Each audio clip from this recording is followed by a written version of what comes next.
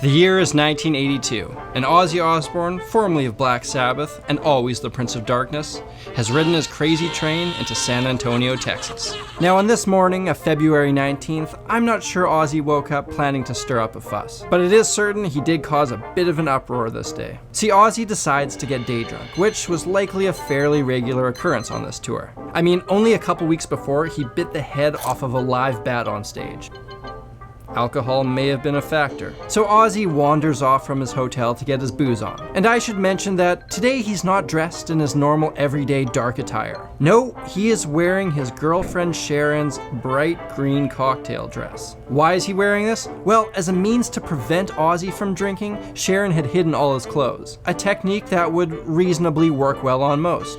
However, on February 19th, 1982, this would prove a completely ineffective deterrent to the Prince of Darkness. Ozzy proceeds to get completely wasted, and now we have an annihilated long-haired rock star cavorting around the streets of San Antonio while wearing women's clothing. Texas is not the most liberal of places, and if you've ever met a Texan, which I haven't, you would know that they're a proud bunch who really embrace their heritage and culture. And apparently in Texas, washrooms are slightly hard to come by, because as Ozzy is wandering around in a drunken stupor, nature calls. And when you're the godfather of metal and you have to take a pee, you do it. So he does what many of us have done in similar circumstances. Ozzy urinates in the first somewhat private place he can find. Now, unlike many of us, he does this in the middle of the day, while wearing women's clothing, on a monument dedicated to the victims of the Battle of the Alamo.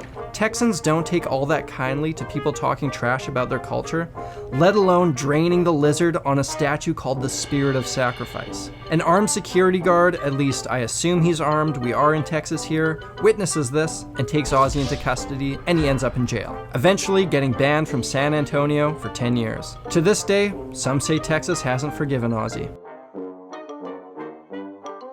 And this is why we have the phrase, remember the Alamo.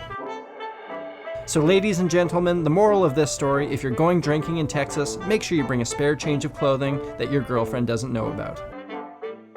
Hey guys, thank you so much for watching. If you enjoyed this video, why didn't you hit that subscribe button? You can also let me know what you thought down there in the comment section. This is the first episode in my brand new series, Music History X, where we look at some of the ridiculous and hilarious tales of rock and roll. Don't worry, these videos are by no means going to replace the content that you guys have come to know and love on this channel. Thank you again for watching, and I will see you again next week.